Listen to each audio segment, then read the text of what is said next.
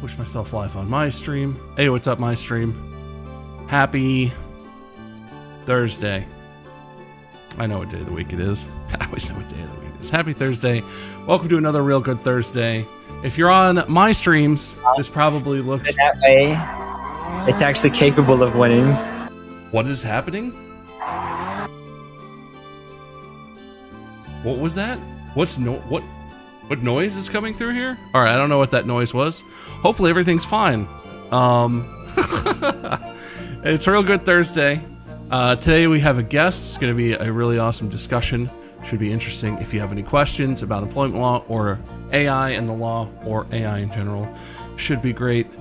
Everything seems to be working, so I'm going to bring the rest of the crew who's going to be here on stream today out from backstage.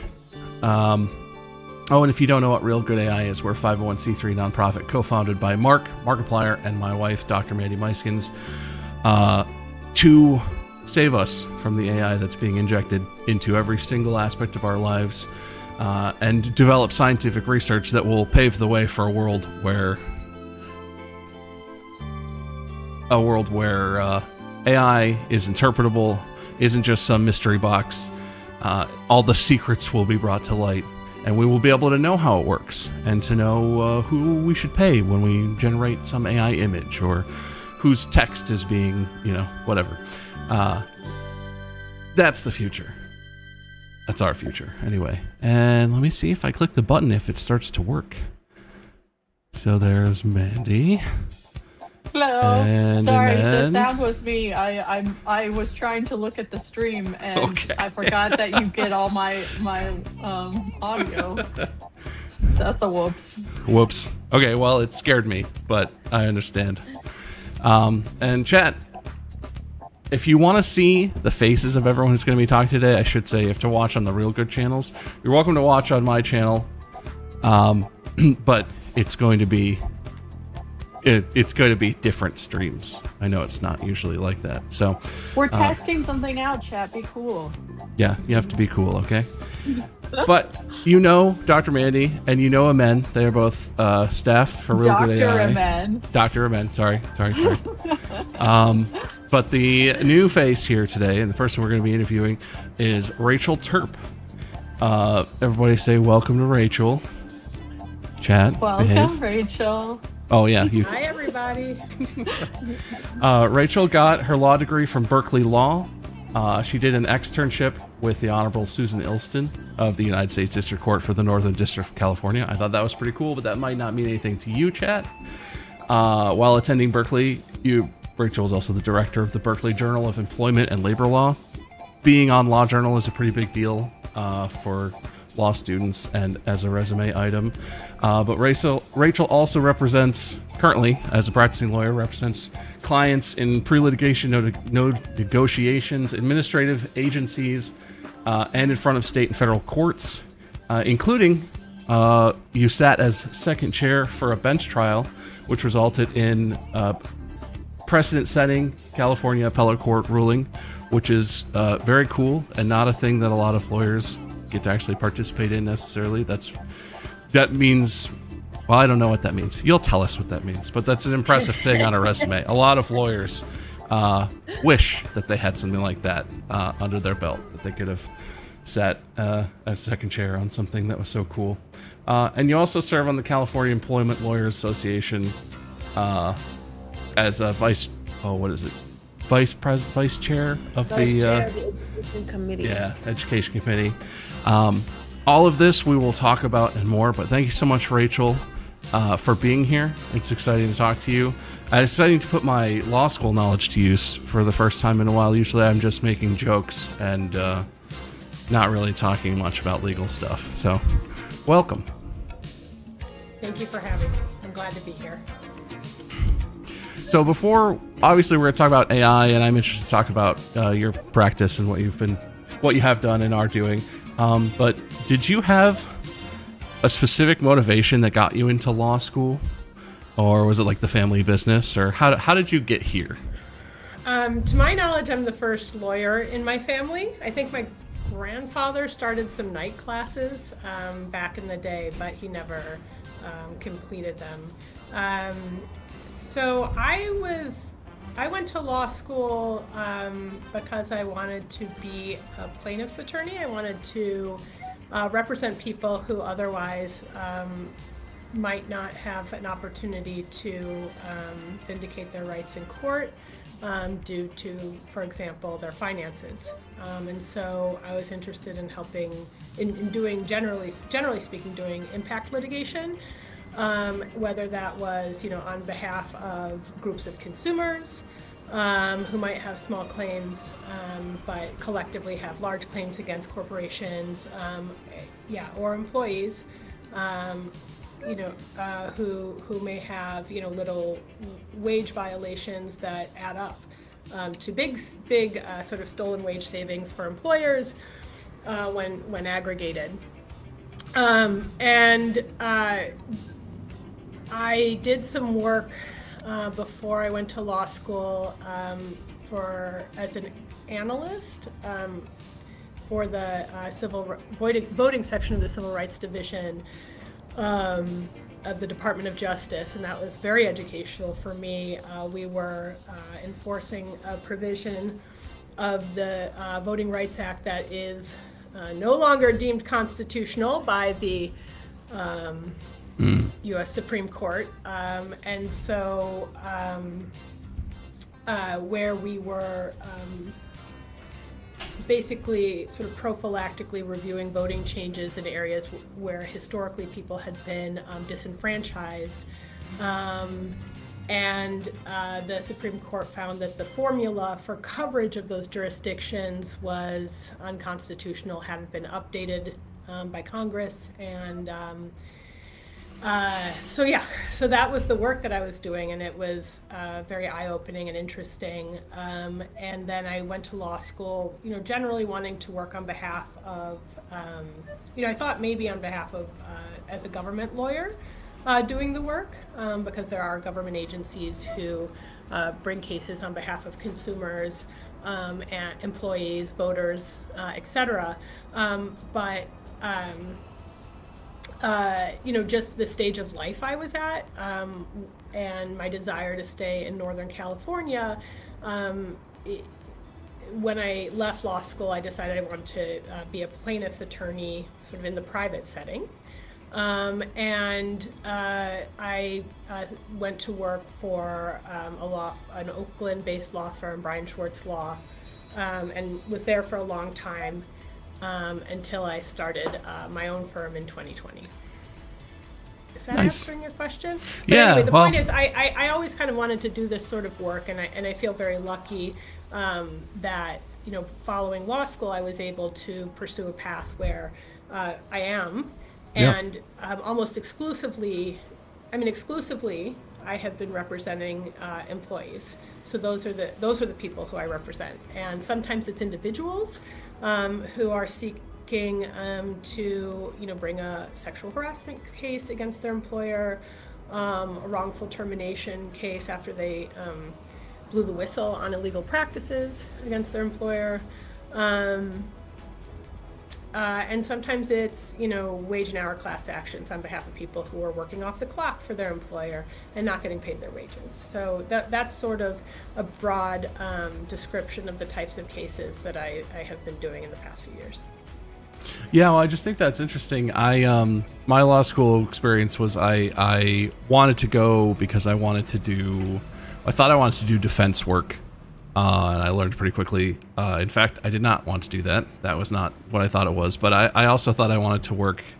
I had all these ideas about what being a lawyer would be, but I didn't have any family or friends who were lawyers either. So I went in pretty blind. And I think it's interesting because I can't recall a law school friend who didn't have a family practice with an office waiting for them, or an uncle or someone who was a lawyer, and they were like, well, I want to do what he does because I've seen. Yeah, it's nice. It's really nice to have mentors, and I've I've built them over time through people I met in law school, or or like along the way. But and you know, my parents had friends who were lawyers, but a lot of them maybe didn't. A lot of people have as you know, have a JD and they don't go on to practice law. They go on to do a lot of other interesting stuff. Because it's a good training, and it builds a lot of skills and a lot of confidence in just like figuring things out yourself.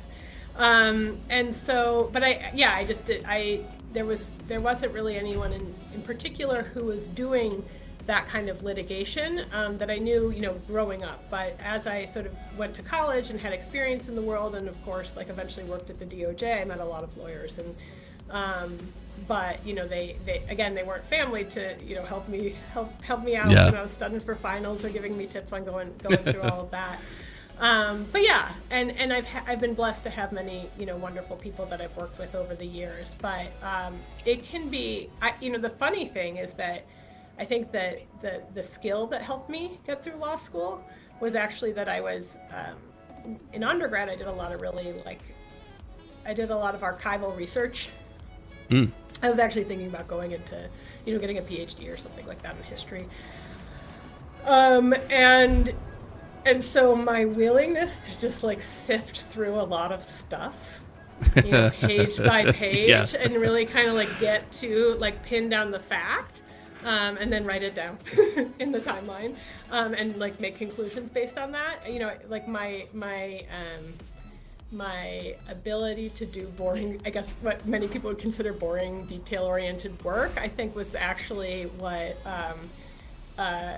has been really helpful, you know, in becoming attorney and an attorney. Like, you know, I've got people bring me large stacks of documents and I have to go through each one of them.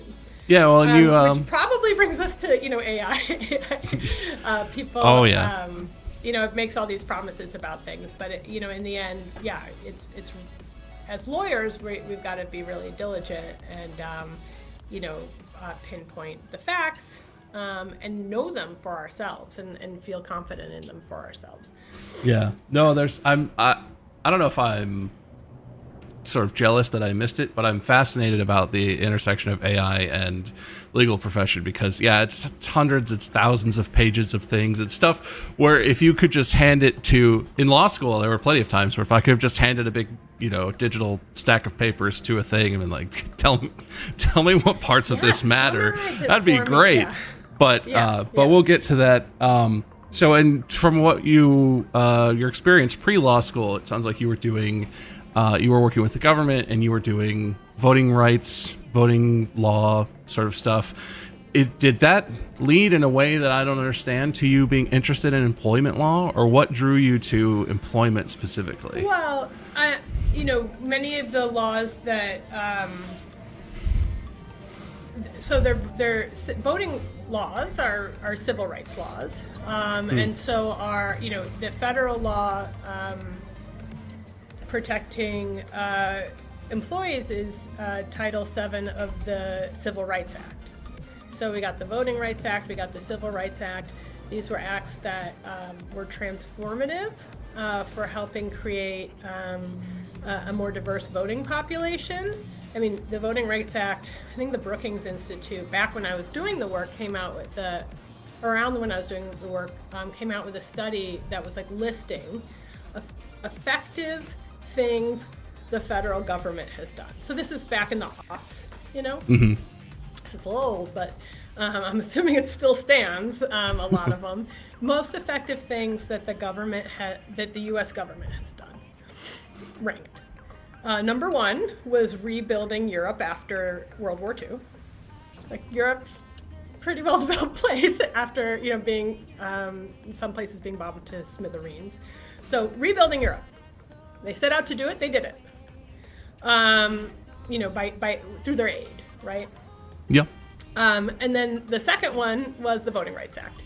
And so in a lot of southern states and in particular localities, African American people were highly underrepresented as voters on the voting rolls because some states had, you know, BS like poll taxes or literacy requirements that were administered in highly unfair ways, and just, you know, sort of some would call it like a terrorist level of intimidation for African American people who want to exercise their right to vote. And this legislation was effective in dramatically increasing voter registration among African Americans who had been otherwise prevented by state and non-state violence from doing so. So that was an impactful law. And so was the Civil Rights Act, which sought to create fairer and less discriminatory circumstances for all people in many settings, including public accommodations, the employment setting, sports or education, and so education. But I was thinking when I said sports, Title IX, which is used generally for education equity, but it often comes up in sports. Education and sports contexts. Sure. There's sort of, it's part of the same sort of general effort to create a more equitable work living environment and nation. Yeah. So Okay. The general purpose of those laws, stuck with me, and voting rights. There are a few places that do them. Do that kind of work, and one of them is you can move to Washington D.C. to do it, but I wanted to stay in the Bay Area, and then there are a few organizations and very few private firms that do that kind of work. So it's really it's kind of a niche. But I was happy to do employment cases. A lot of times, if someone loses their livelihood, it affects their sense of identity. Since work is so important to so many people, it can be a big part of people's identities. It can also just feel incredibly unfair. And if you lose your job because you spoke up and you said, I think that my manager is discriminating against my coworkers or against me, and then immediately you get fired, or you say, I need an accommodation for a disability that I developed at work, and suddenly you get fired, or you take job protected leave under CIFRA or the FMLA, and you come back and you get fired suspiciously. You can lose a lot of income, and it can be hard to find another job. So the cases themselves for a private attorney can be, you can support yourself as a private attorney bringing those cases, because sometimes they're quite valuable. Sure. So those cases are all very good and noble causes, obviously. Have you ever had someone come to you with something that's just like ridiculous that you threw them out and said no? Well, most of the people who come to me, I have to say no to, and it doesn't have to. It doesn't always. It's How do you trying to choose? think of a ridiculous example. Yeah. But like a lot of times it just I would say that kind of like a white collar crime, a lot of our laws are under enforced. Right. And so there's plenty of potential cases out there, and then you just have to decide kind of what kind of practice you want to have in terms of like the size of your practice, the number of cases you take on, because there's always more pie, in a sense. Like you can always find more work and more cases, but I can only take a small fraction of the cases that come through my door. Yeah. Yeah, well, that's I don't know if it's fair to say a lot of your work, but a substantial amount of your work has been in class action suits, which for chat, class action is the kind of thing where a company has put a product out that has some defect they should have known about, and it injures a bunch of people, and so there's maybe 50 or 100 or thousands. It could be something you got a letter about in the mail where it's like, you could be a member of this class action, like things like that, where it's like it's a big group of people, but usually the litigation focuses on one or a handful of plaintiffs as demonstrative cases. So you have worked on class action suits. Is that inherent to employment law work, or is that just because you happen to be at a firm that sort of specialized in that? Or How? Oh yeah, no, it's not inherent. It has like it's sort of there's specialized knowledge involved. On the federal level, it's governed by when you bring a case in federal court. Class actions, broadly or unrelated to the topic, are governed by Federal Rule of Civil Procedure, Rule 23. Sorry, Rule 23, and so there are requirements that you need to meet to bring a class action, and they can be in a number of types of. There can be cases brought under, the employment laws, but I mentioned the Civil Rights Act. There are other settings. It can be under for people who are students who are being educated and not getting the equal services. So it can be for consumers who have been shorted by a corporation. So there's a variety of types of cases that can be brought under as long as they meet the requirements of Rule 23. And so you generally need a big enough group of people so that it doesn't make sense for them to go to court on their own, right? Right. Because if you got one person who has a problem, that's not a class action. That's a case that can be tried in court on behalf of that individual.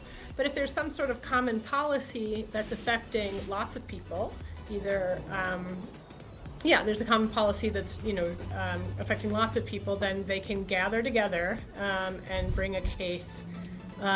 If they have, I guess, what they call numerosity, they can bring a case in court. And in working on class action suits, have you ever had people come in who are just dead certain that they're the main character, and they come in and they're like, I demand to be the one who sits at the table in court, and do you get that, or is it, I have no idea. I think that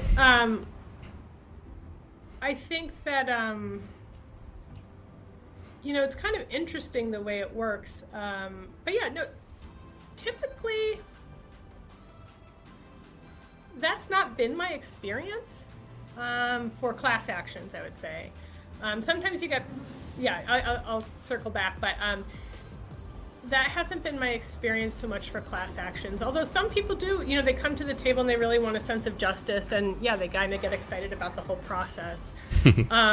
But we also it's part of our obligation to educate them about their responsibility, like anyone who ends up being the class member who comes forward, because sometimes a group of people will come to you and they're like, I got this problem, and only one or two of them want to stick their necks out.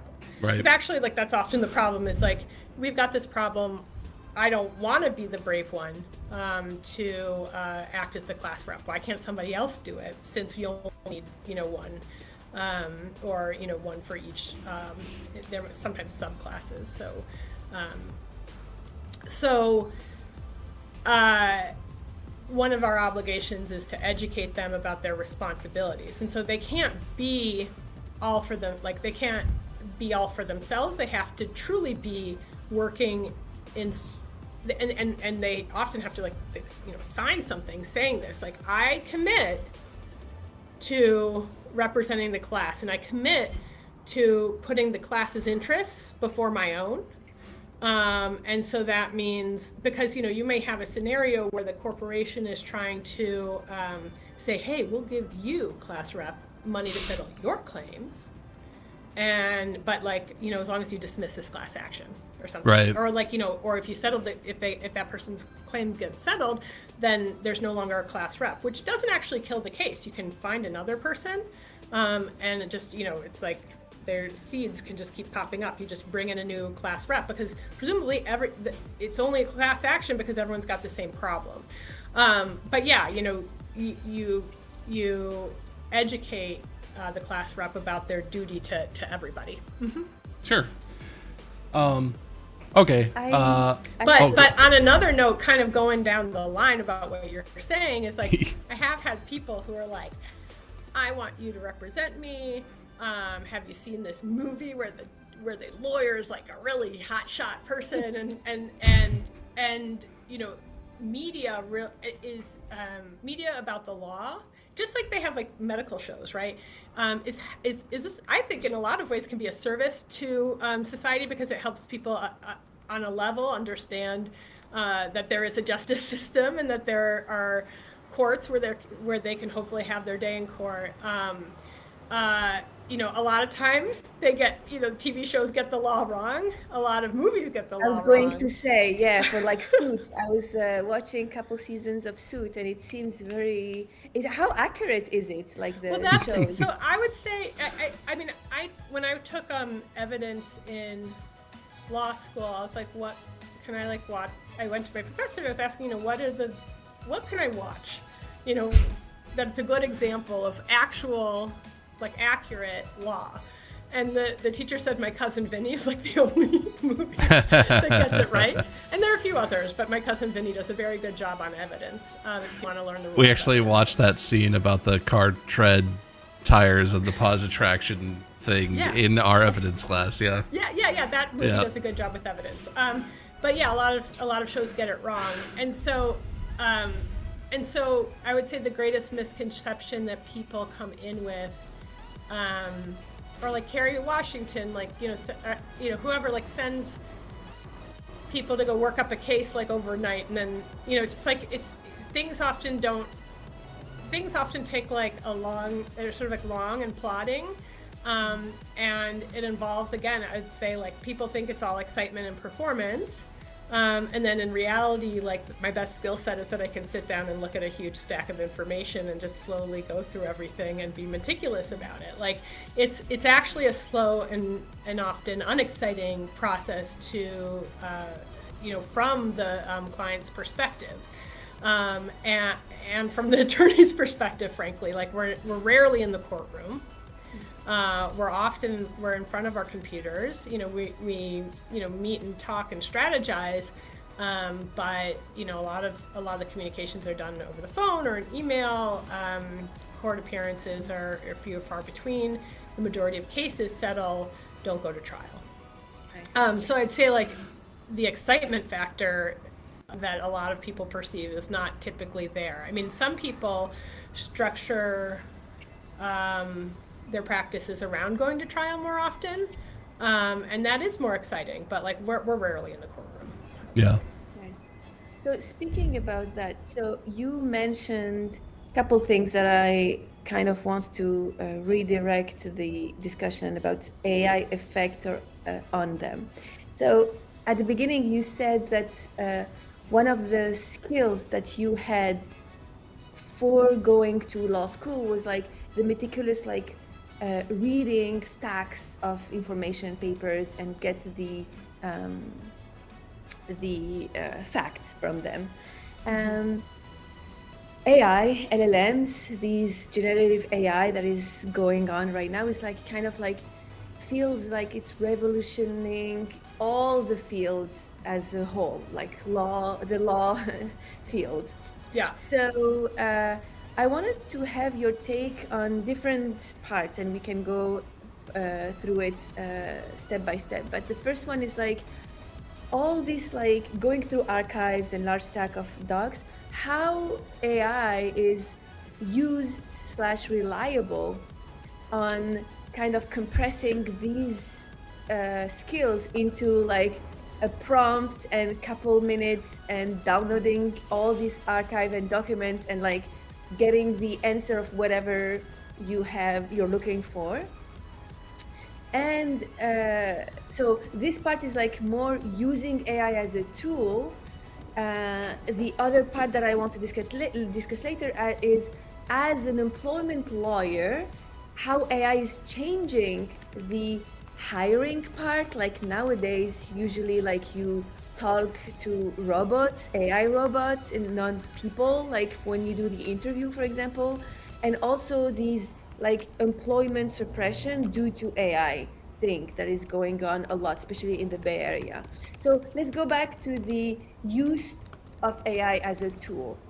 Did you see a big change in the like lawyering, and I'm more talking about like how you prep and use AI into your day-to-day job. I guess this could be like how do you call it, like a paralegal work that would assist a lawyer, and how AI is changing everything. Yeah, it's a huge question, and I'll just start by saying, I find the whole thing, I feel like so flooded by it all. I'm constantly getting emails that are like, take this survey about the impact of AI in law, and that there are so many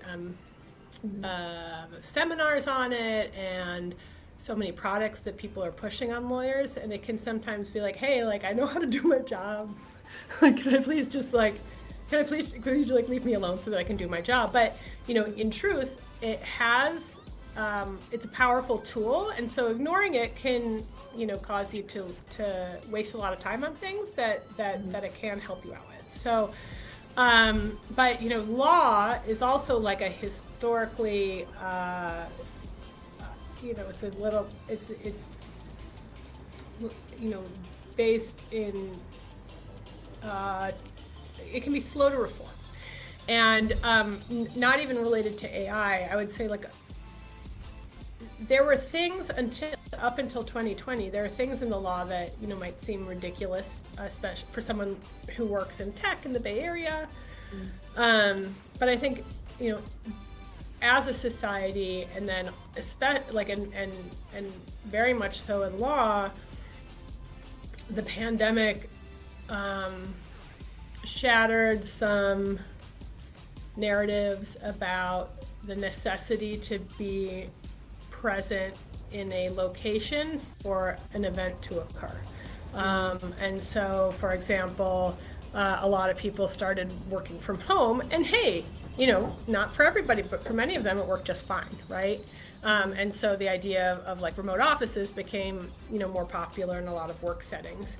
I would say that in the law, all of a sudden these hearings, which, serve their purpose, hearings, even if they're not like deciding a motion, even if it's just a hearing to a case management conference where you're checking in with the court, going to court, answering to the court about the status of the case, requires the parties to be, or at least the attorneys for the parties to be present and together. And I think that it serves the purpose of, maybe they're going to have a conversation about how we're going to settle this case, how are we going to resolve this conflict we've been having. Meeting IRL can be helpful for humanizing even an adversarial relationship. But the practical consequences of the pandemic made it so that people in person. People are doing hearings online a lot more, and during the pandemic, people were doing trials online, and sometimes there's just like more openness to video testimony and all sorts of things like that. So I think that in the last 5 or 6 years, the law has modernized a lot, at least as I'd seen it in California, in terms of just saying like, okay, these things that required us to come in, we can now do electronically. Depositions were similar. They were typically in person. Now they're often done remotely. And so, and again, like the purpose of getting everybody together was one, like technology limited in the past, they didn't have the technology. But now also it had the purpose of like truly getting all the parties together and maybe making people talk about resolutions of the case. So I don't really know how it's changed sort of the dynamics of litigation, other than we see the positive side is that it streamlines operations and makes things go faster and makes them more efficient from a litigation perspective. It's much easier to perform a deposition remotely than to have to get everyone in the same room, or to go to a hearing remotely rather than going to the courthouse and missing half a day of work.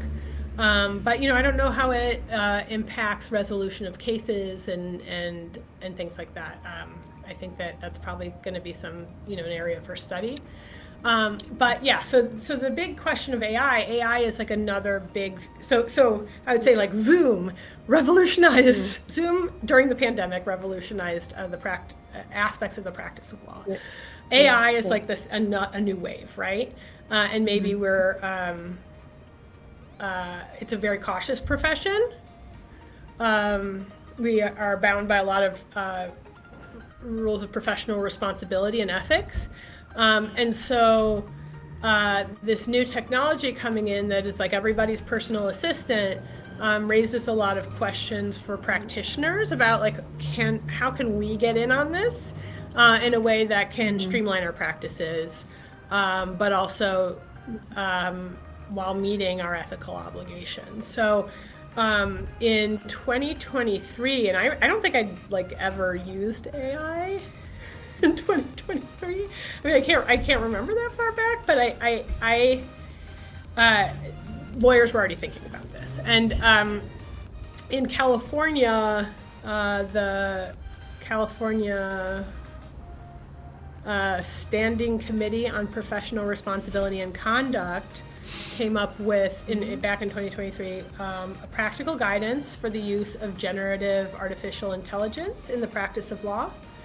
So we've been hearing about it a lot, and like AI is coming, AI is going to affect our lives, but a lot of us weren't really even, I don't think, like even using it.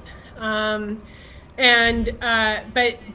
you know, the bar was thinking about it, and you know, basically they provided guidance with sort of a reminder of like what our general duties are as lawyers, like duty of confidentiality, duty of competence and diligence, duty to comply with the law, to supervise lawyers and non-lawyers and subordinate lawyers, you know, with regard to, you know, communications. You know, we have a variety of responsibilities, and so AI was opening up a lot of questions around that. And so, you know, personally, I wasn't using it. I didn't feel like it was a safe thing for me to use in early years. But I have, and I feel like many in my practice have increasingly started to explore it. And part of that, there are sort of like, you know, early adopters. But I think like some of the main concerns that I had in terms of like things like Claude or Chat GPT, I was afraid to put anything in there because one of the things that, one of our major responsibilities is maintaining the attorney-client privilege. So really like putting anyone's private facts about a case could be dangerous. And so one of the things that people are advised to do, especially professionals, especially like lawyers or anyone who has a duty of confidentiality, because even if you're not putting in their facts, like anything that about your strategies, anything that comes out can be detrimental to your ability to effectively represent clients. And so, you know, there are things like you have to learn good AI hygiene. So if you're going to be using Claude or Chat GPT, you have to turn off its learning mechanisms and make sure it's, you know, secure so that it's not learning from anything you're doing. But then, you know, we have these questions as like, are the corporations, you know, from a consumer lawyer perspective, like, are these corporations actually, you know, providing the protections that they say they will, right? Yeah, well, I think that's really interesting.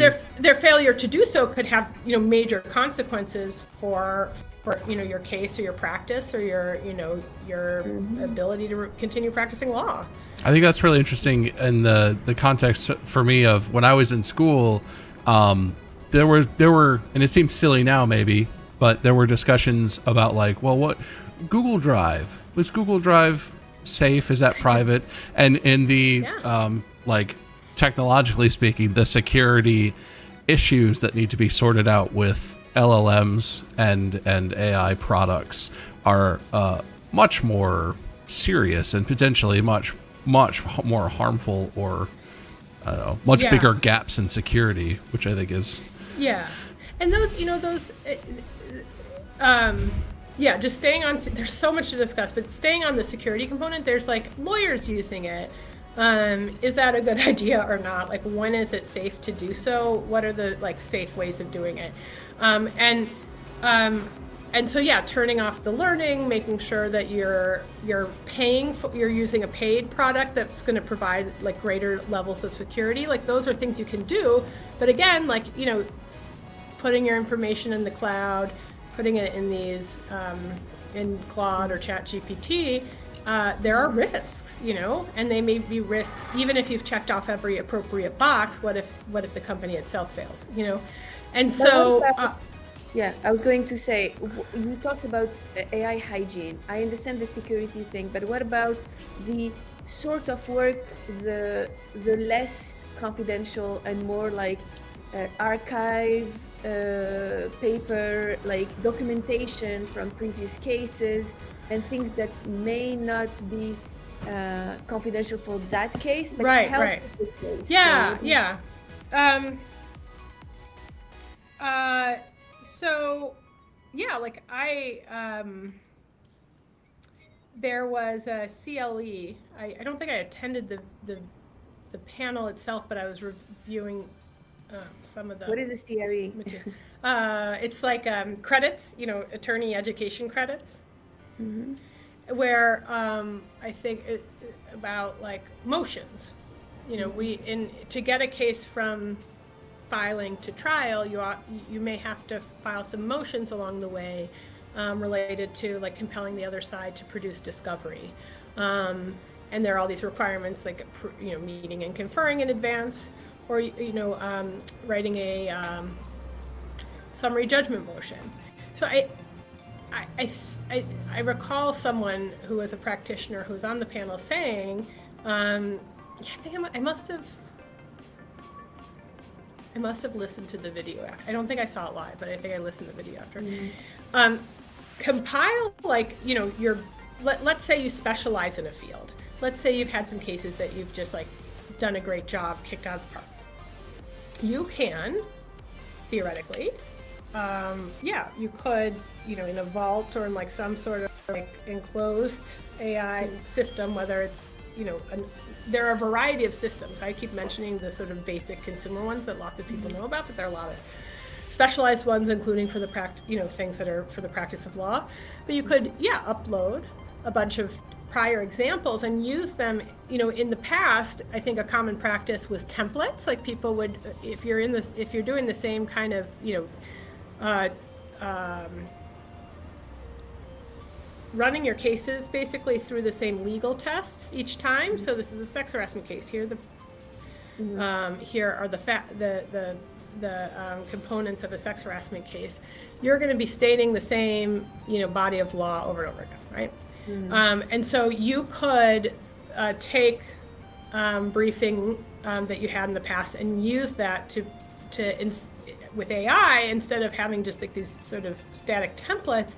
You can use that to generate something that's based on like a public, like, let's say you've got like a complaint that you filed, and so the facts are public. You could then theoretically say, hey, here's my case, here's briefing that was done in the past for a case that had a similar legal issue. Can you like take the facts from my case and like smush it together?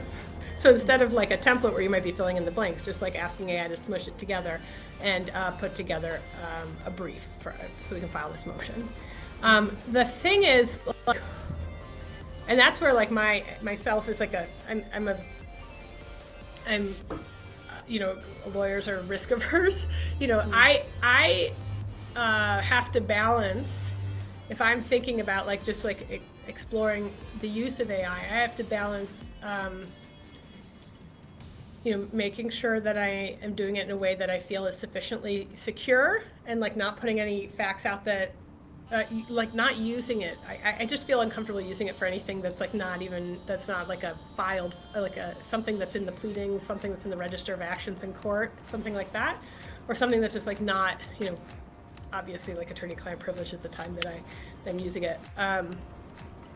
But like if all those circumstances exist, I'm only using like a filed complaint in like a previously filed brief, I still have to balance it with like, is it going to take me more time to supervise this unreliable system and like edit the draft that it gives me, or just like write it myself, write it myself and know that I have like I've processed everything and I haven't any hallucinations are coming from my brain and not from the computer. Because I think that part of what those guidelines are looking for is like there are all these products out there, and people don't always fully understand them, and attorneys in many areas of law, but also sadly including employment law, including plaintiff employment attorneys, have used it. And I don't know, the circumstances, like all their circumstances, but like they may have been just simply like ignorant of what the technology was. Like maybe they already wrote the brief and then they just like ran it through AI to like shorten it or make it better, and then AI hallucinated something. Or maybe they were not doing their due diligence and just asked the machine to do it for them. And like, and so they file something and it has hallucinated cases. Oh yeah, because it's an assistant that wants to please, right? And so it says, oh yeah, like, you ask, is there a case on point for this? Oh yes, and then they make up a case. And you say, that's not a real case. Oh, I'm sorry, well, here's a case. And it's like still made up. You can't really rely on it necessarily to actually get the law right. I think it's a very unreliable product. And so I am very hesitant to like even explore like using it for actually drafting like a motion, for example. I see. So because it's it makes stuff up. It's unreliable, and you don't really know. But I will say. Oh, do you have a question, Iman? No, I was going to kind of summarize. You're saying that like it is a powerful tool, but the time, because you want to do your due diligence and you have to be the human in the loop. We always hear that, the human in the loop. So the fact that you have to prompt it and then go through it and check all the things that they are saying, that it's saying, if it's a real case or stuff, you better do it yourself, because it takes as much time to do the due diligence than do it yourself. Yeah, it's like supervising a very junior, like a summer law clerk or something who does it, but worse, because the summer law clerk is probably like looking up the cases from a real place, so, and not just making things up. So it's supervising an unreliable agent. So and that becomes, for me, it's like, oh, do I need to like? It just becomes part of the like time-consuming deluge of the of AI in general. And like, I think I've never been like I'm an adopter. I adopt eventually, but I'm not like a first adopter, I would say. No, and so perhaps I'm just like waiting to see how things play out and being cautious. Yeah, but that said, there are things where it's like, yeah, you've done the work, you've written the complaint. Perhaps you can use AI to like break it up into things that might be like, oh, could you turn this into an outline? Could you break this up so that it, like you're helping it, help me just pull out all the paragraphs that have to do with this, that mention this witness. Like there are things that are simple that you can do to save time. And so like, yeah, I toy around with it. For lawyers, we rely on, in litigators, we rely on case law, and a variety of sources, the Constitution, statute, and then judicial interpretations of the law, so cases. There are a few major vendors for that. So there's LexisNexis and Westlaw are the best known ones, and they like. The thing about AI, it's hard to not adopt now, because when I was looking to sort of renew my contracts for my legal research vendor, it was like, really between AI, Westlaw and LexisNexis, and they both were basically pushing, like, hey, for a really cheap price, you can have this, and also this is what we're transitioning to anyway, so you have to deal with it, an AI version. So, previously if I needed to look for a case, and that the function's still there, but like I would use all these sort of almost like coding terms, like these to do research, like advanced colon, parentheses, this or that, and XYZ dash, like within 5 words, like these 2 words are, these terms within 5 words of each other. So, you could do some advanced searches that I'd kind of grown comfortable with. And now I would say and then you could also do natural language searches back in the day, pre-AI. And I found those to be like kind of unhelpful, the natural language search, because it would just give you 1,000 cases. You wouldn't get, a narrower set of cases that are more on topic. But now I would say like AI almost within Westlaw and LexisNexis can kind of serve as like a more effective natural language search. Because it actually gives you, if you do a natural language search, like write the sentence about the thing you want, it's more likely to give you the cases you want. And when you're using Westlaw or LexisNexis, you have it's the library of what is usable has been put into those programs, and so it's not going to hallucinate a case for you. It's not going to hallucinate an authority because it has a fixed body that is real. We're only drawing from real cases, so it might draw the wrong conclusions if it starts to elaborate, like, oh, this is what the case says. No, you can't trust that. But it's not going to. It may hallucinate what the case is about. It's not going to hallucinate that the case exists at all. That still seems crazy to me, though, because it was such a big. That was such a big teaching point for some of our professors of like, you can't. This isn't Googling something. You can't just put in what your search query that you think you need is. Find the first case that seems to apply to whatever topic we're researching here. Take that and be like, yes, this case proves my point. Like when you're doing case law research, isn't there a certain extent of you sort of, you want to drill down, you want to make sure you have the case that really specifically applies to the nuanced point that you're trying to make and doesn't have, like, I wouldn't even trust an AI search to handle that necessarily. Yeah, I think Lexis is the next, I think but you can ask, like, you have to start somewhere. So you like when you're doing legal research, whether you're doing like this specially coded, advanced search or a natural language search, you're just like using the electronic database to try to get to a starting point. And there are lots of points of entry. So you could do it, start with a book, like they have, tomes on employment law or whatever body of law, and use that to find like, oh, this is the kind of basic main case on point, and then search that case, every case that's cited. So it's really not been a network. Yeah, it's not really changing it a lot, but now it's not usurping any of the research. You still have to learn how to like understand. Yeah, like it's not changing that at all. It's just that's something that I fear though. Is like people are going to be early adopters. People are going to learn how to use. Students I'm sure are using AI all the time now, and on some level, and like I know someone who's a doctor who works at Kaiser, and like loves. She's like in my everyone I know, they're like kind of a lot of people I know are activists, and they're like very concerned about AI. This person at Kaiser loves AI because they are early adopters of AI, and it's streamlining their practice, and it's making them able to concentrate on the patient. But like she's had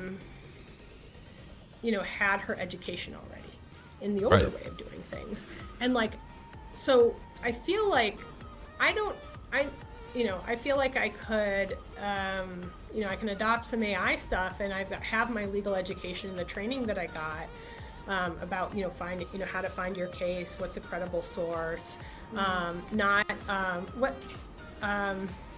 ceding the work to or like trusting the AI product. And so I think that like, yes, increasingly professionals may start, find themselves supervising the AI. But how do you educate like the next generation that only knows AI, right? Right. Yes. Who are going to be who is going to demonstrate excellence in like the body of knowledge when everyone has has this sort of resource that can help them, pull up things and produce things potentially Yes. pretty quickly. Who's going to supervise us? Who's going to educate us? How are we going to get educated? So Right. this is a great segue actually to what I was going to ask you, which was the adaptation of the job of a lawyer for the future generations. Like Yeah. your generation, my generation, our generation, we graduated without this AI emphasis at our time. This is completely changing. The AI environment, these LLMs, this new generative AI and all these tools are like improving week after week. Like it's not months, years, it's weeks. So you can see a better model coming when it's like, in the chat I see people saying like good system instruction, preloading data and search sources, and you can avoid fewer hallucination. We spoke about that. So what do you think? So the new people that are training to be lawyers, what do you think? Is it like a job that is going to be completely replaced by AI? Or if it's not, how is it going to change? What is the new, we talked about like software engineers being like now supervisor of like agents who are working for them. How is the new lawyer 2050 is going to look like? And what is the education, how is law school adapting and changing? Yeah, nowadays? I mean, I don't know, because I'm not in, so I guess I guess my just guess would be, more few, just like expanded capacity. And so it depends on how you want to use it. So like, yes, maybe one paralegal or a legal assistant can do a lot more, because, as long as they because they can use AI to get a lot more of their work done. Or it can be an attorney that no longer needs the assistant because they can get a lot more of their work done. So this is more like, futurism, like speculating into the future. One thing I've thought about is like, some people just like want more pie, so they'll scale up and have maybe more cases. One way that I've thought about it though is like perhaps for litigators, the stuff in between, like the assembly of the case, that might move more quickly, and maybe we'll get to trial or get to a point where we're negotiating we know enough to negotiate a settlement about what the value of the case is.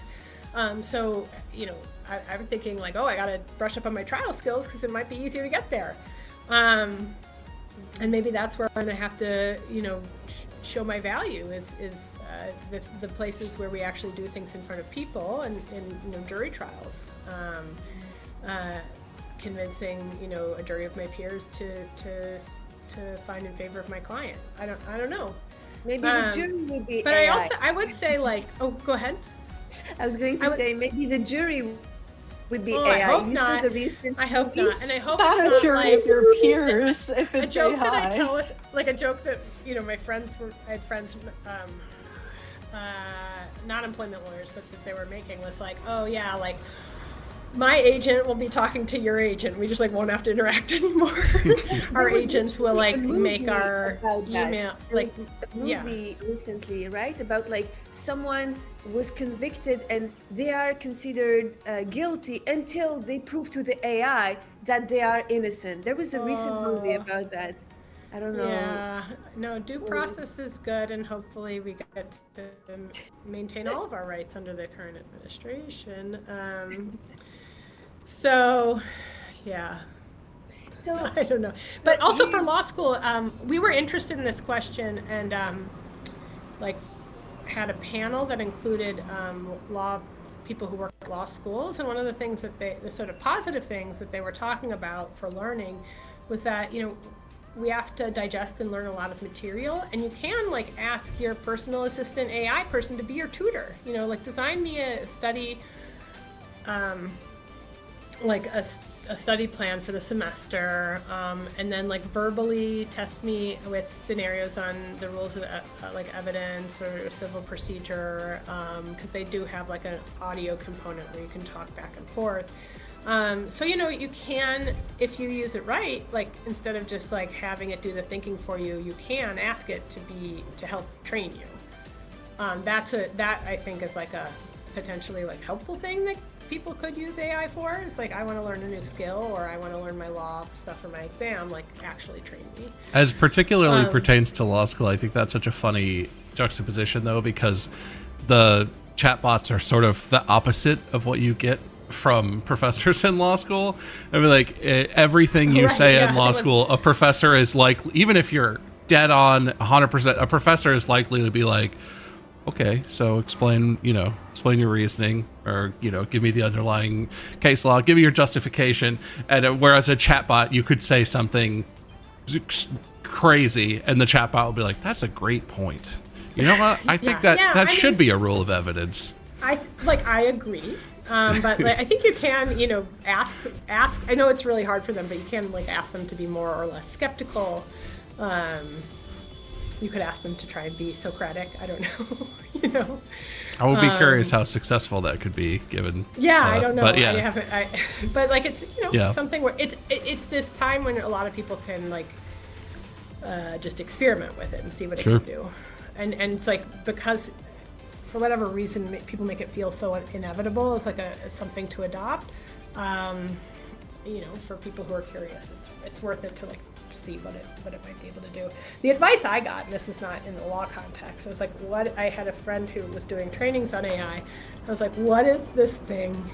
Like, when would I use it? Like at that point, I was like, it wasn't in my, LexisNexis or my Westlaw. Like, it wasn't in everything that I used already. And the person just gave me, the advice that they gave me was like, use it when you don't want to do something. Like when something in your life isn't getting done, maybe ask AI to help you, like do a first go at it, or give you some advice on it, or push the project along. So that's how I started experimenting. Anyway. I have another question in terms of like the dangerous use of AI in law that I read about recently, and I wanted to have your input about it. It was, recently, I think it's Anthropic who talked about the Mythos AI, Mythos or Mythos, I don't know how you pronounce it, but anyway, basically it's like an AI that is going to look for security vulnerabilities, basically in a code, for example. We can see it like this. And the article was talking that like AI could be used to do the same thing for different domain, and he was specifically talking about law. So like the laws, you can find loopholes in the laws and use them in your advantage.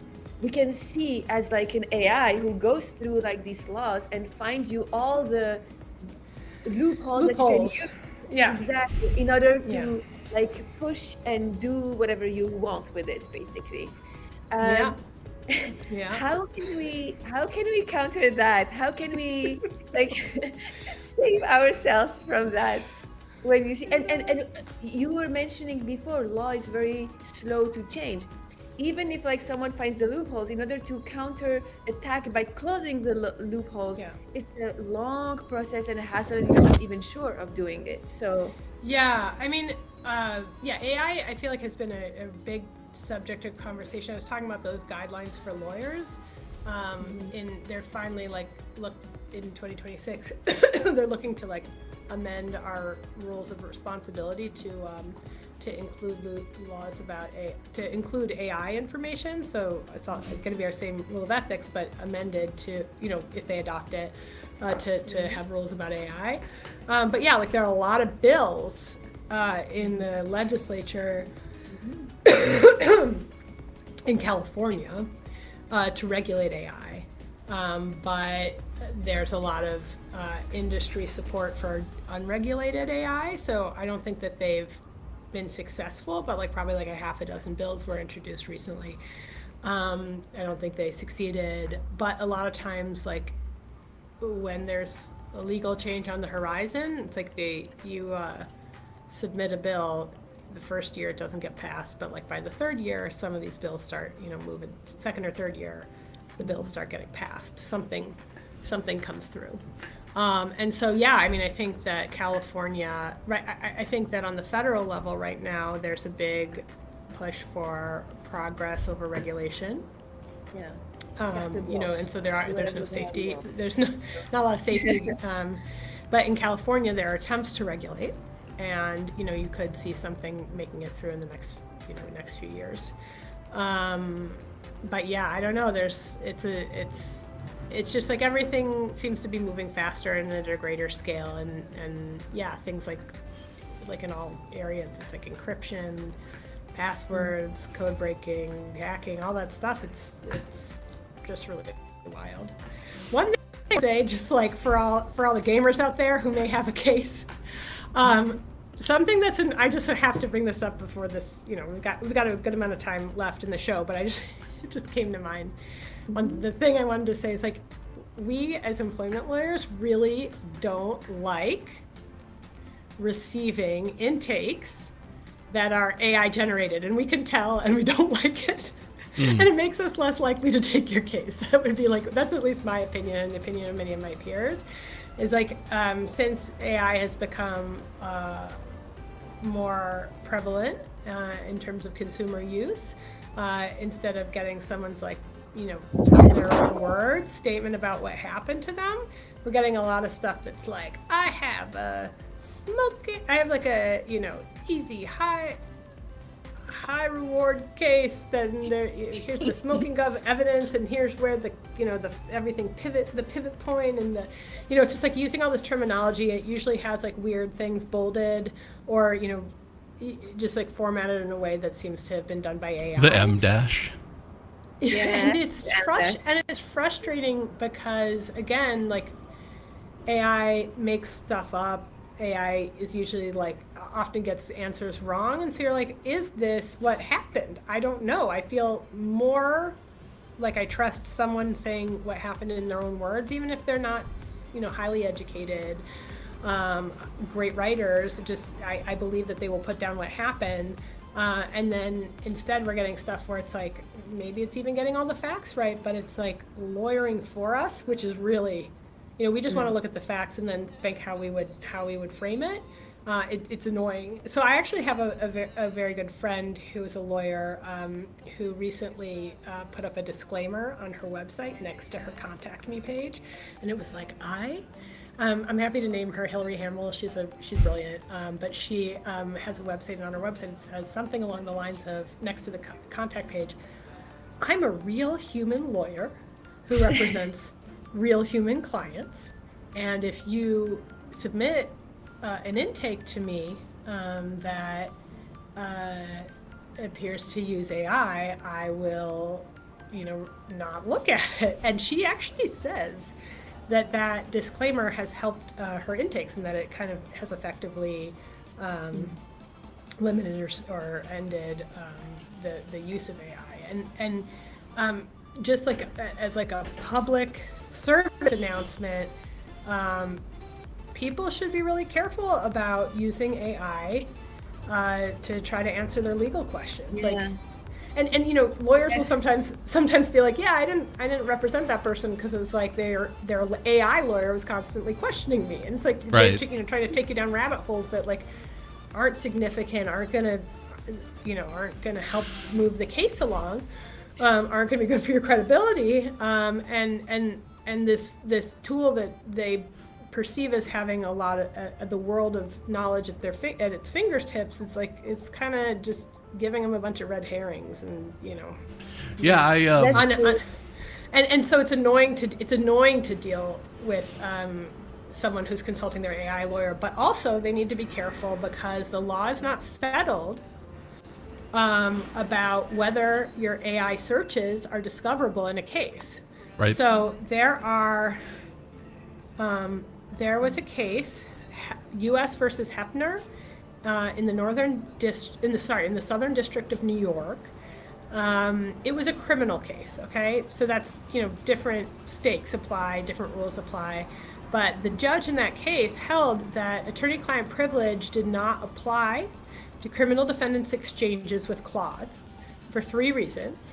1, Claude is not an attorney. Anthropic's privacy policies state that Claude uses inputs and outputs to train Claude, so they hadn't taken off the training. I don't think they were paying for the, I don't think they checked off all the boxes to take off the training. And defendant didn't use Claude at the suggestion of counsel. So this is probably someone who's like, okay, what are some legal ideas for, what are my questions about my criminal case? And so I guess, the other side, the government was able to discover through and obtain their searches, which, and that work product, another protection, that we don't have to disclose our work product. And like if our client is writing something to us, that never gets discovered either. That's protected as work product. We're just, everything that we do behind the scenes is protected for the most part, and from public disclosure, whatever. And the court held in that case that work product doctrine did not apply even if the AI documents were prepared in anticipation of litigation, because they weren't prepared at the behest of counsel. So this is just someone who, like, in their free time, not because their counsel had asked them to, was like asking AI questions about their criminal case. So that people should, lawyers are concerned about it, because it's like if someone comes to us and they've been heavily relying on AI, a court theoretically in California could go the same way as this federal court in the Southern District of New York. So that's a possible avenue, and so it's scary to us that what our clients may have done before they engaged us could be discoverable. That's scary. So putting disclaimers, having a real conversation, educating your client about AI is important for lawyers right now. There are other cases. So there's the Eastern District of Michigan that came out different. Defendant's motion to compel production of documents and information concerning the use of AI tools in connection with the lawsuit was denied, saying ordinarily a party may not discover documents and things prepared in anticipation of litigation by a party or its representative. The material sought was subject to the work product doctrine. Waiver argument fails because waiver must be to an adversary or in a way likely to get to an adversary. So because I was worried, anyway, so cases have come out in different directions. But I was, when I heard about the Southern District of New York case, I was like, what about our Google searches? What is on this big World Wide Web is sacred anymore, or ever was, we don't, it's worrisome. And presently unregulated, and it's the kind of thing where, you kind of wait and see what's going to happen. So but you act cautiously in advance. So PSA to everybody out there: if you're reaching out for a lawyer, write your intake message to them in your own words, and they may not appreciate you relying on your AI lawyer when you're talking to them. Yeah. So this may be more technical than Chad is interested in, but I guess it occurs to me that a part of preparing for trial, part of preparing cases is a lot of discovery, right? Which is just sharing of information for chat. Like you're sending you used to send a huge box of documents or stacks of boxes of documents. Now it's digital.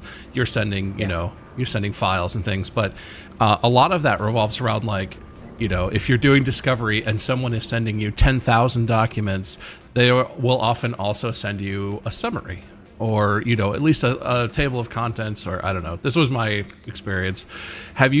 Is there been any issues, or have you personally run into anyone trying to pass off AI summaries in things like discovery? Because discovery seems trivial to someone from the outside, but it's crucially important. A lot of trials revolve around discovery. The very important appellate case that you were second chair on, one of the main issues in that was revolving around the discovery and some of the other, or is that right? Yeah, it was. There were a lot of issues in that case. But did did plaintiff have an adequate opportunity to discover facts in the case because the other side was like obstructing things? Well, that's like it often comes up, or vice versa. Is the plaintiff hiding information that defendant feels that it has a right to access in discovery? Because discovery is very broad, especially and including in California.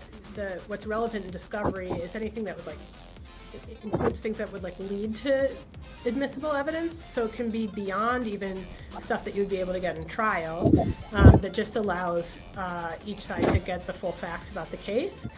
And you know, there are limits on it so that you don't abuse the process and be a fishing expedition.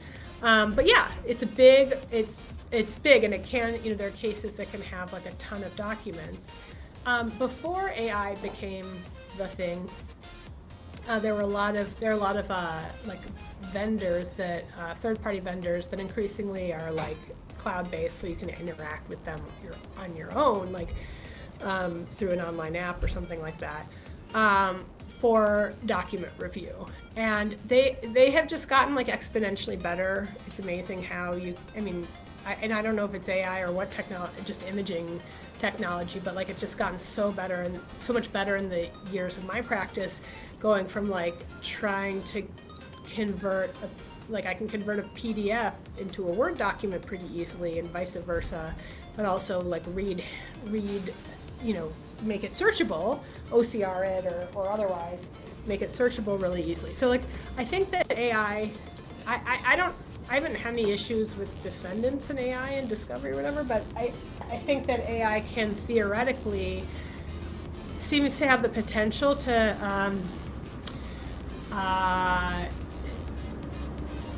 you certainly have to be careful, but there's a potential for, you know, Anthropic to be able to take over a lot of the work that would otherwise have been done by these vendors, where that just like allow you to, you know, upload thousands of documents and then search through them. And I certainly know that there have been some that there are AI products in lots of AI startups, probably mostly people who want to get acquired by the bigger companies, but that, you know, where they sort of market to us about like, oh, you can upload all these documents, you're going to have like a closed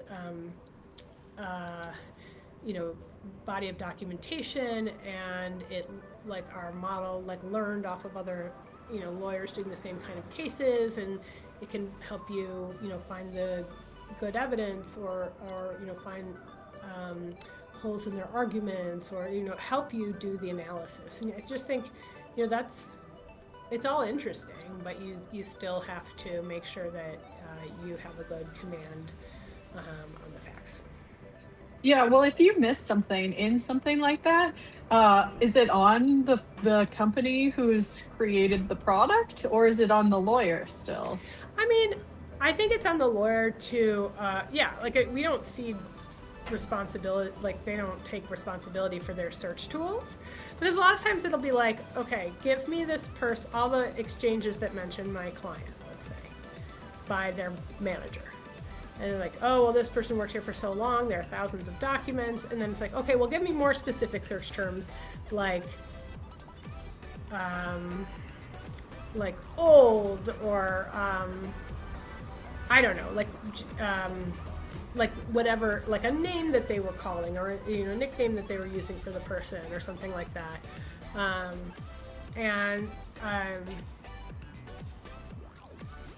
For example, I have a case where it would have been Pamela Anderson, you know, like search this person's, you know,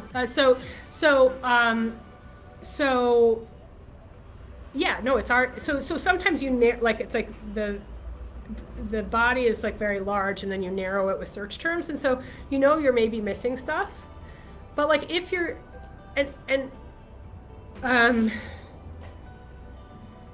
but like if you again, for me, it goes back to like the selection of the case. Like usually what you want is, when you are selecting a case, is a case that has like really strong facts, including evidence that like may already be in the possession of the plaintiff, or that they have like logged, like we know we're going to be able to go find these particular documents, and you're hopefully not really doing like a fishing expedition, you know, relying on trying to find something you didn't know about in the discovery process. But, there are cases where it might be like a class action, and you're trying to get a sense of will a longer will a 3-year statute of limitations apply instead of a 2-year statute of limitations because there was willfulness. This was done willfully. You have to prove that they knew that they were violating the policy, and so you might be more interested in getting all of the evidence you possibly can, even if you just have a little bit. You might be trying to get more, to strengthen the evidence that, how widespread was the knowledge of the, violation, blah, blah, blah, blah, blah. Or for punitive damages, where you're trying to say, this failure to follow company policies went all the way to the top. It wasn't just the low-level manager who messed up here. It was the executives, blah, blah, blah. Right. So it sounds like a really high-risk application to those of us who are not well-versed in law, but actually you probably already have what you need, and this is just extra searching. I wouldn't go so far to say that, but sometimes, but it's always going to be on the lawyer. Even when you've got these class actions, it's always on the lawyer, whether it's the AI product that you're using to search, or using a vendor. It's sometimes law firms, a bigger team. If a case is involving bigger teams of lawyers, you might have a bunch of people doing the doc review, and so human error has always been part of it, and the duty is on the lawyer. It's never on it's not really on the vendors. I have a question about employment now with AI. I've seen many cases where there's this kind of AI in the name of productivity, tracking, surveillance of the login, or the obligation. I've seen that in I think Meta or something, where they oblige their worker to use AI, and they track that and things like that. That's so weird. Yeah. And what's the law about that? And where do you draw the line between productivity, corporation thing, and improving tools and stuff, and unlawful dictatorship or surveillance and things like that?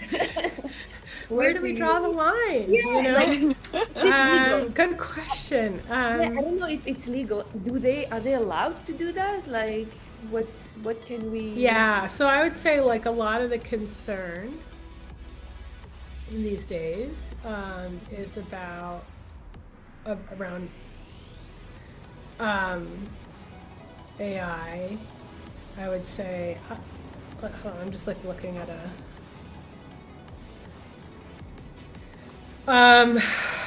is reflected in proposed legislation.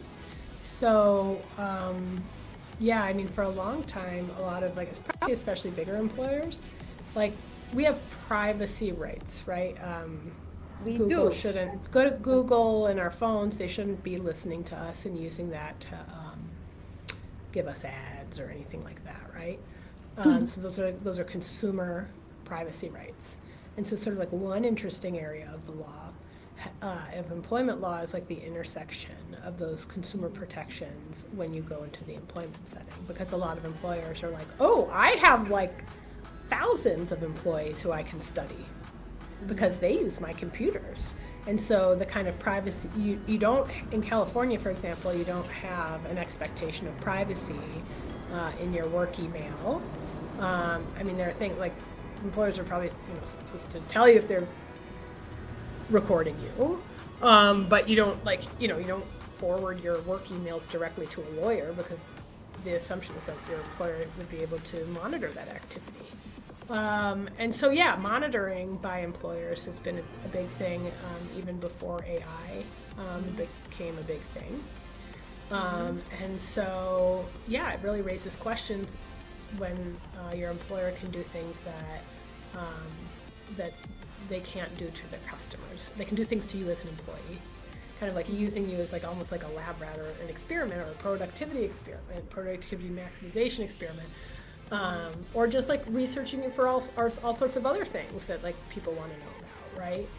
Do you carry your consumer privacy protections into the workplace? And I don't think that's a very well regulated aspect of the law right now. So here are some of the AI bills proposed in California recently. SB 7 is a No Robo-Bosses Act. Yeah, that was what is vetoed. this? I heard about that. Your boss can't be.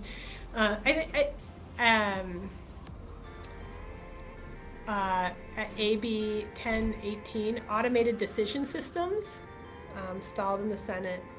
SB 328, workplace surveillance tools, stalled in the Assembly. SB 366, AI and employment, died in Appropriations Committee. AB 1331, workplace surveillance, stalled in the Senate. So these and are bills that are AB not laws, though. 1221, workplace surveillance tools, died in Appropriations. These are tools. These are proposals that didn't pass, and they do a variety of things. But it's like a lot of them are like, don't surveil your workers unnecessarily in the workplace. If you're going to fire someone, there needs to be a human involved. And so it's like this idea, you could think about it like all these people who aren't exactly who are in like using apps, right? Like working for Lyft or Uber or whatever. Like people sometimes get their app shut off, and they're not in any sort of traditional employment relationship. Independent of it. They're independent contractors, but also like they're in a quasi situation. It's like independent contractors plus certain protections provided by this like voter approved ballot measure that was promoted by over $200 million of investment by big tech companies, so that people who are app-based drivers have their own set of rules, but they're not employees. And you talk to people, like I occasionally use those services, and people are like, they shut off my app. And I didn't do anything wrong. I was there, but like blah, blah, blah. Like there's a glitch in the system. And it's like, were they fired by a person or were they fired by an algorithm? And so, I think there have been legislative proposals that say there needs to be human involvement in like material employment decisions, such as hiring. What about the hiring? Because that's the thing too, right? And the problem is AI is made by humans, learns from human content, and shares some problematic biases that exist. It's a reflection of, in a way, of who we are. And so it shares some problematic biases that exist in our society. And so it can be subject to, making discriminatory, like it's the algorithm may have an outcome that is either intentionally or accidentally discriminatory. Advertising only to men, advertising to people only under a certain age. Those kind of things can happen. And I think that they were happening with algorithms before, and now it could be the AI that's perpetrating the How do issue. you protect yourself? Like you sue an AI? Like what do you do? Well, that's, I think, honestly, certain types of negative acts, this is also like, I would analogize it to pay equity. Pay equity is something where like people legislatively have been trying to like make pay information more transparent, because it's like, how do you sue someone? You're like, I think that I'm getting paid less. I think it might be because I'm a woman. But I don't have all the data because it's not public anywhere. And I can't get, so basically it's like you have to And you sue. cannot get it from You have to HR sue them sometimes, but people may end up suing before they actually have all the facts. And sometimes it turns out, hey, they're right. Sometimes it turns out, nope, the data doesn't reflect that. So, but like, what if someone from HR blows the whistle and they say, oh, I saw the data, those are the good cases. It's like and so that's like, it's really I think it's a concern of mine, is that when it's a computer system, it's an algorithm, it's AI, and it's like, some division of a company like way up at the top is monitoring it or not monitoring it. And the worker may feel like something weird happened to them, and may have limited ability to discover whether it was part of like some sort of a legal process. And so whistleblowers become really important, Yeah, but it's so hard for to those kind of rely cases. on that. What'd you say? Yeah. It's hard to rely on whistleblowers because it's like so random, right? Well, no, but when I say whistleblower, I mean like somebody in HR or somebody in the department who is either at the company or leaves the company and says, I saw this thing, it wasn't right, it was illegal, and maybe they complain about it and get fired, and then they become a plaintiff in a case, or they provide information to someone who they talk to who's like, I think I was getting underpaid, and they're like, I left this company because I know you're right, and here's what I know, here's what to ask for. Who knows? I mean, like, but it's hard. It's really hard, and that's, I think, why people are trying to regulate it, because it's hard to know without regulation. Is the employer required by law to disclose if there is a surveillance on the employee? So yeah, like I don't know. I don't know the answer to that, because I would imagine, certainly, I would doubt that there would be any federal regulation like that, and then it would be like a state-by-state thing. I don't know. Yeah. So from like a scientific Seems standpoint, like a good regulation. Yeah. the science, from a scientific standpoint, the science community has shown like repeatedly that these models are biased. There's like no question to that. Right. So from like my scientific standpoint is that they are biased until you prove that they are not biased. Yeah. Right, and in the law, like you can create legal presumptions. Like, okay, it's going to be on the employer to prove that it's not biased. Like that, you could write a law that says you have to like disclose your algorithm, so that like people can determine whether it is biased or not, and then when you go to court, like the initial burden is on the employer to prove it's not biased. Like, sure, yeah, that'd be great. I mean, scientists working with regulators and lawmakers seems like a good match. It's just right now, the political climate, at least on the federal level, is such that deregulation is the word. mode. Yeah. Right. I see. What about if like, so you get fired because of AI? I hear that all the time, especially in the Bay Area. Do you have like some cost for suing or things like that? Because like you have like positive reviews all the time, and there is a layoff because of AI, and the company doesn't even tell you exactly why. They just say this is AI thing. Is it legal to do that? I don't think there are many laws that protect workers against AI right now. I think that there are people that the law that sort of comes to mind is that right now there's an analogous law. There's a law that exists that says if a big enough employer is about to lay off a large enough number of people, they have to warn them. It's called the WARN Act. It's a federal act, in advance. So they need some warning. They can't just be like locked out, right? They need to know some number of weeks before they're about to lose their job. The big layoff is coming, and that's called the WARN Act. You get a WARN notice, and you can adjust.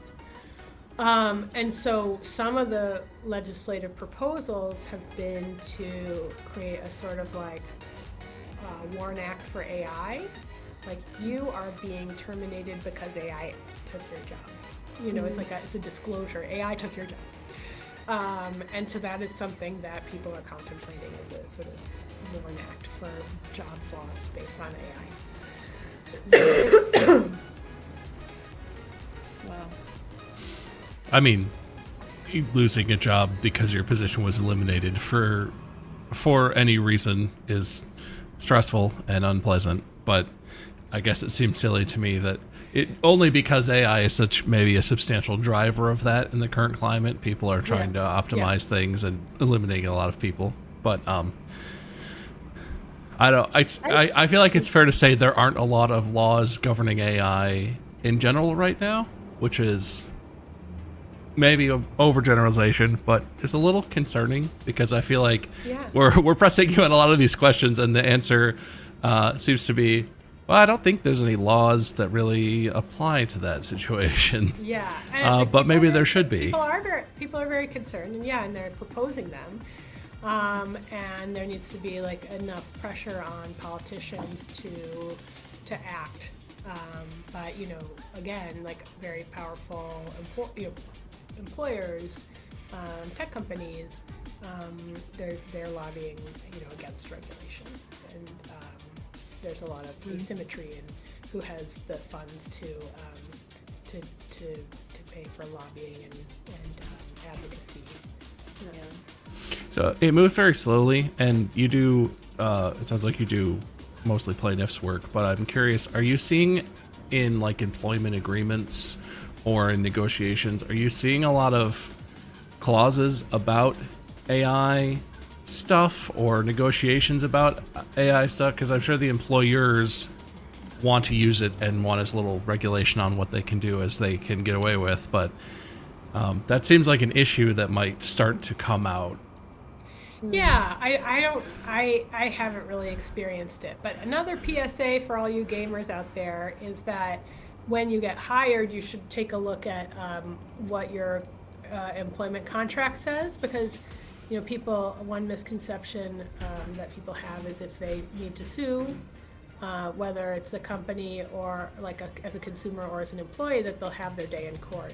And that is decreasingly the case because the Supreme Court has created a body of law that has a very expansive reading of what's the Federal Arbitration Act that basically says most employees and consumers can sign away their right through contract to have their day in court and agree through contract, whether they're clicking through to get something online or signing up to be employed by an employer.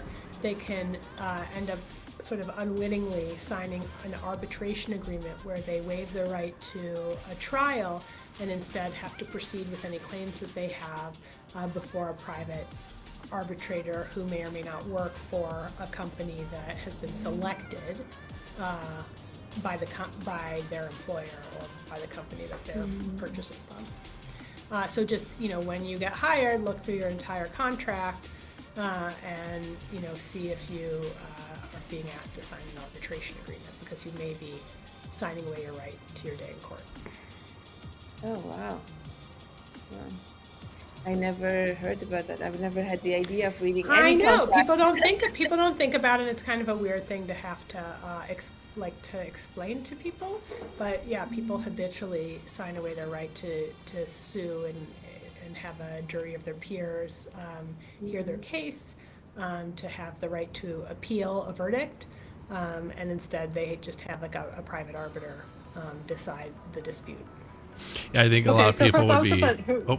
We don't know about law. What is an arbitration and how is it different from court? Yeah, when you go to court, you have rights such as specific rules of procedure and rules of evidence, and you have the right to have your case managed and maybe heard by a judge who is typically appointed or elected or and somehow publicly accountable and is a public figure. And you may have a right to a jury of your peers. So, people from your community get to weigh the facts and decide if there's a dispute between the employer and the employee, for example, who's telling the truth. And then they get to say, has the plaintiff proven their case? And what is their monetary award if they have? And if the parties disagree on the outcome of the case or some ruling by the court, they have a right to appeal it to a higher level, the appellate level, where they just decide, they decide appellate issues, and then you can maybe go up to your Supreme Court in your state or the United States Supreme Court. So to decide, legal issues. The facts are usually left to the trial court.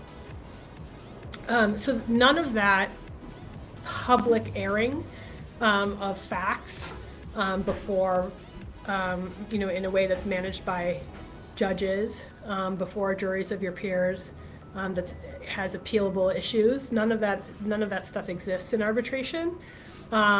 It's just you go to a private person. Doesn't have to be a lawyer. But usually it's like a former lawyer, or sometimes it's a former judge. Sometimes it's a random person hired by the company, and they decide the dispute after you have, marshaled some evidence before them. And so it's basically like a very informal trial where the rules of evidence don't apply and there aren't quite the same rules of procedure. And so there's just less sunlight on the issues. So it's not like people are it's not a publicly decided fact. It's a privately decided dispute. And so there isn't the light of day on corporate misconduct. And if you feel that the case was decided wrongly or that there was an error, like it's very narrow set of circumstances where you'd actually be able to file an appeal. And so basically corporations get to settle any disputes that they have kind of in the dark in a non-public proceeding. Right. So great, it's not good. And for sort of airing the issues that happen when laws get broken. Another issue is you can sign away your right to a class action. So you can't you can sign away your ability to bring a class action in arbitration, which is not good. And so, if a company is like cheating consumers in some way, but it's like, not worth a lot of money individually, not very many people are going to bring those consumer claims in arbitration. And certainly not at the volume that would have the kind of impact that would, perhaps make the company want to change its practices or have like a have people publicly aware of the bad practices. So it's like it really, arbitration also harms the ability for people to engage in impact litigation that represents the rights of many in one proceeding. Another question for you. What is the future most litigated AI-related employment issue that we will see in the future with AI? What do you think? I don't know. Well, you see everything through the lens of being a lawyer, I'm sure, but I'm curious. What do you interface with AI in your personal life? You use it for anything or? Yeah, that was the first place I interfaced with it. My friend saying, if there's ever anything you don't want to do, have AI do it. So I think I had it create an itinerary for a vacation, and I put in a very long prompt with all the things I wanted to do. And I was like, oh, could you also add like a restaurant in the area for like all those things, because we're moving around a lot. All the restaurants were like really wrong and like all like across the city and that kind of thing. So, but it did a great job of very quickly formatting. And so like my lesson was like, oh yeah, if I need like a good formatting job and I don't, this again might be something in a business sense that like a legal assistant or a paralegal might do, is like formatting the document. Like, oh yeah, it's really good for that. But like, yeah, the accuracy of the prompt wasn't. So I do that, like itineraries or sort of like plans for, make a plan for doing this thing. But I don't, and like, yeah, if there's like a letter I need to write that's like in a personal context, that's a pain in the butt, like maybe I'll have it draft that. My spouse though, does like vibe coding, which seems to be something that is highly assisted by AI. And he is, sort of just for fun, designing a video game in his free time. And it's amazing because he doesn't have a coding background, but he has, creative ideas, and he just kind of spends a little bit of time every day making them a reality, and that's really cool. Yeah, no, for sure. So, in your opinion, it is still worth it to go into law school? It's not going to disappear. We always say, like, for future, like, graduate or people who are thinking about going to law school. Yeah. I don't go to law school. I do sometimes go and help out at things that like occur at the law school. And so I'm sometimes there and sometimes hearing word of what's going on, and I heard this thing and then I saw it in an article, but like apparently firms, and I don't know if it's AI, what it's related to, but firms right now are hiring. So especially sort of for business litigation and defense, like business defense litigation, there's like hiring programs for bigger firms, and typically you get like hired for your big law job in a later year of law school. So if you're like a 2L or a 3L, you get your job offer from one of the big firms that has a hiring program. Right now, they're hiring people as 1Ls. They're interviewing 1Ls, the people who are first-year law students, for out-of-law school jobs. And weird. I don't understand why. I don't get it. Yeah, why are they doing that? I don't know. So I don't know what's going on with that industry, what's going on there. And I think that, no, people should go to law school. I think, it is critical that people in society have good reasoning and logic skills and like understand how to function as a society, and hopefully I think law schools have a lot of learning that happens in class, where you're questioned and sort of question again, and really kind of testing your abilities to keep pushing on issues and thinking critically about them. So yeah, I think it's a terrific education, even if you don't want to be a lawyer. It gives you great critical thinking skills, and certainly like for a while we're still figuring out how it's all going to play out in the law. But yeah, I mean, it's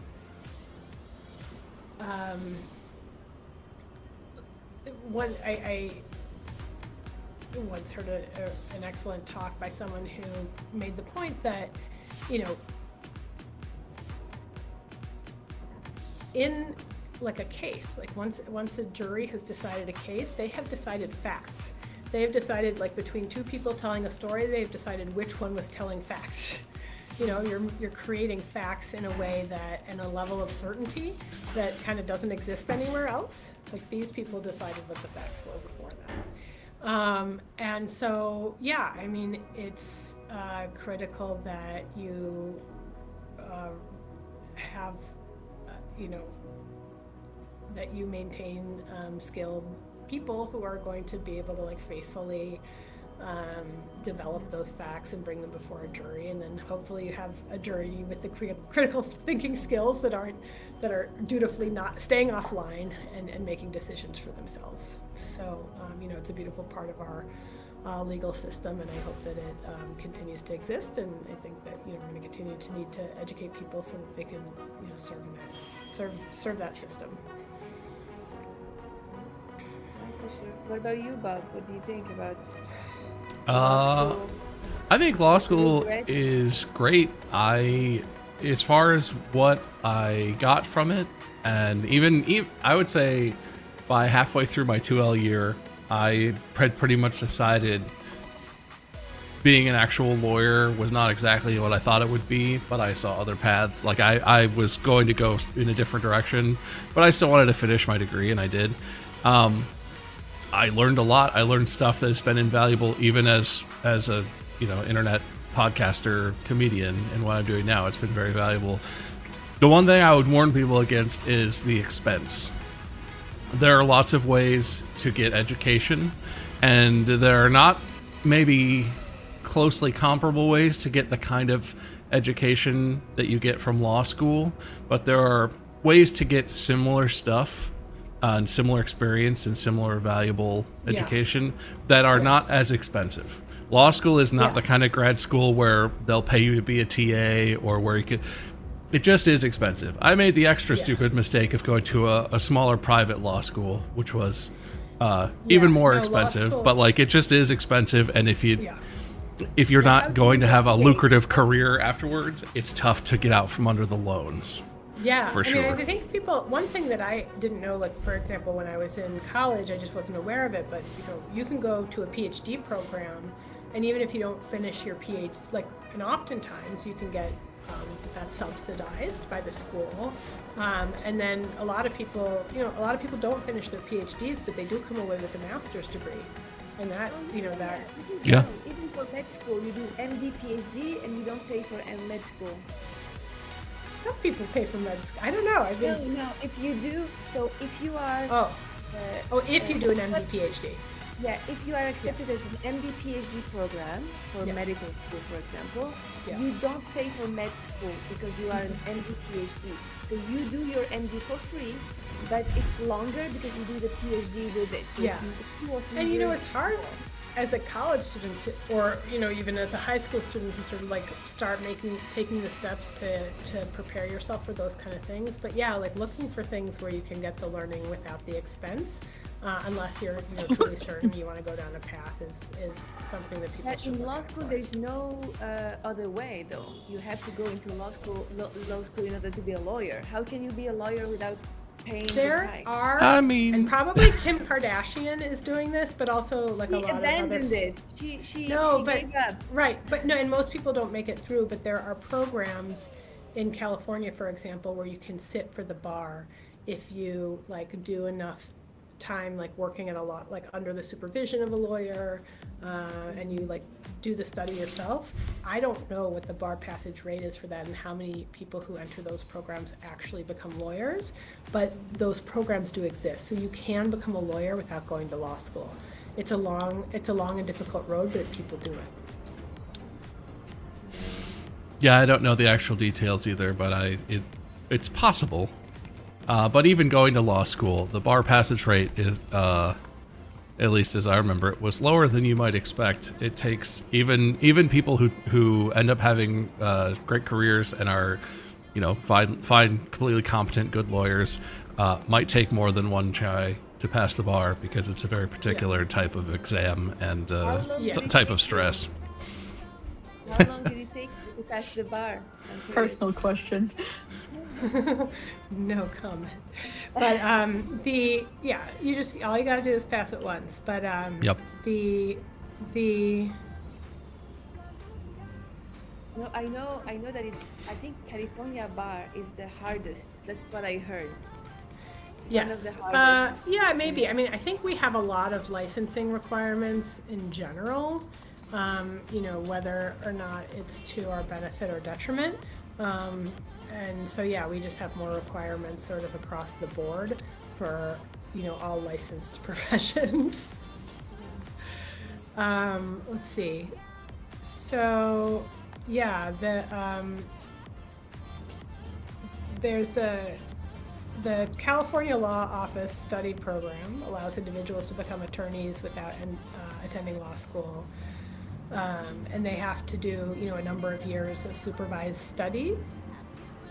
That needs to have a mentor or someone to kind of supervise you though.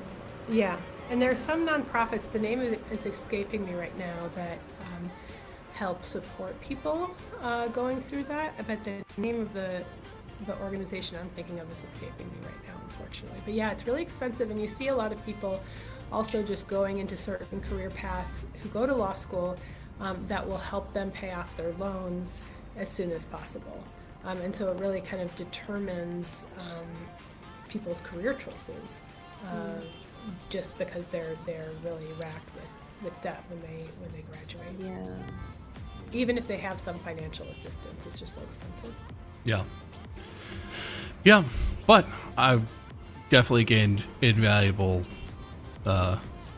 knowledge and mainly critical thinking skills from law school. As much as I've never read so many pages in my life as I did I think in the rest of my life, I haven't read as much during the 3 years of law school.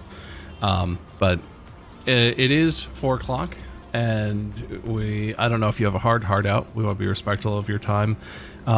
Before we end the stream, is there anything that you would like to promote, or I don't know, let the audience know about? Could be your firm, could be an event, whatever if there's anything you're working on that you're... Oh, no, just read your employment agreement and your consumer agreements for arbitration clauses. You may be able to cross them out without anyone noticing. You should just have an understanding of what rights you're waiving to, for example, have your day in court or to bring a class action. And also, if you're looking for an employment lawyer, you can always go, or a lawyer of any kind, a first place to start is your local bar association for your county. For example, I'm in Oakland, and the Alameda Bar Association, County Bar Association, helps connect people with attorneys. I'm a member of the California Employment Lawyers Association, so if you need an employment lawyer, there's a Find a Lawyer tab on the website of that organization. Because one of the issues that people face is access to justice, and so there are places where you can find lawyers in the subject matter where you need them. And when you reach out to those lawyers, use your own words, because I and many others like me don't like to be talking to your AI lawyer. So I do want to mention on that, because before you were talking about using it as like a template for something, but then replacing it with your words. Just a word of warning: even if you replace a template with your own words, it will look like AI. Yeah, use your own words. All right, well, fantastic. Thank you so much, Rachel, for your time. This was a really good conversation, and yeah, I'm gonna go ahead. You can head out if you need to head out, but I'm gonna go ahead and plug all the real good stuff that we usually do. Chat, if you're here, we'd really appreciate if you could follow the channel, if you could follow twitch.tv/realgoodai. If you could check out our website, we have a newsletter you can sign up for. We have volunteer groups that you can sign up for. We have there's a donation button. There's a donation on the stream right now, if you didn't notice. We have a merch store. We have information about the science that's going on at Real Good AI. If you're interested in the research, that page will be updated soon, but there is some stuff there that you can look at now. And there's a lot of stuff. It's a whole website. We have a whole website, chat.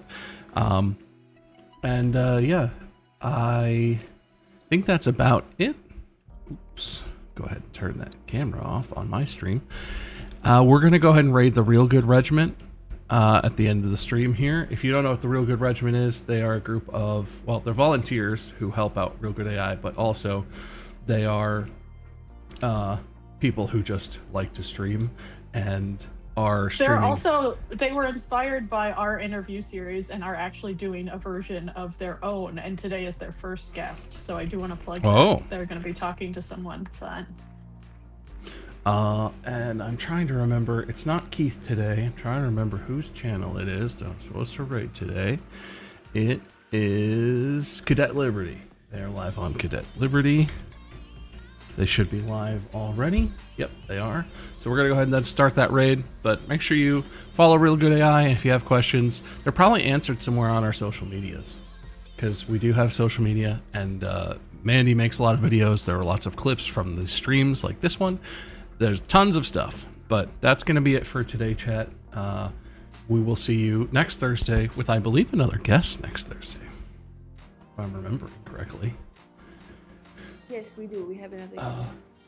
I cannot. Oh man, I have too many pages open. You ever have like 1,000 tabs open, chat, and just completely lose track of what you're supposed to be looking at? Anyway, we have a guest next Thursday, and they will be an interesting person to talk Isn't to. it the one on childhood education? It is. Possibly. It is. Okay. So, if you have questions about childhood education or AI and how it intersects with that, it'll be a great conversation. But we're going to launch the raid. Go have fun watching some Helldivers, and we'll see you on the next stream, chat. Bye. I guess I could stop playing the game now.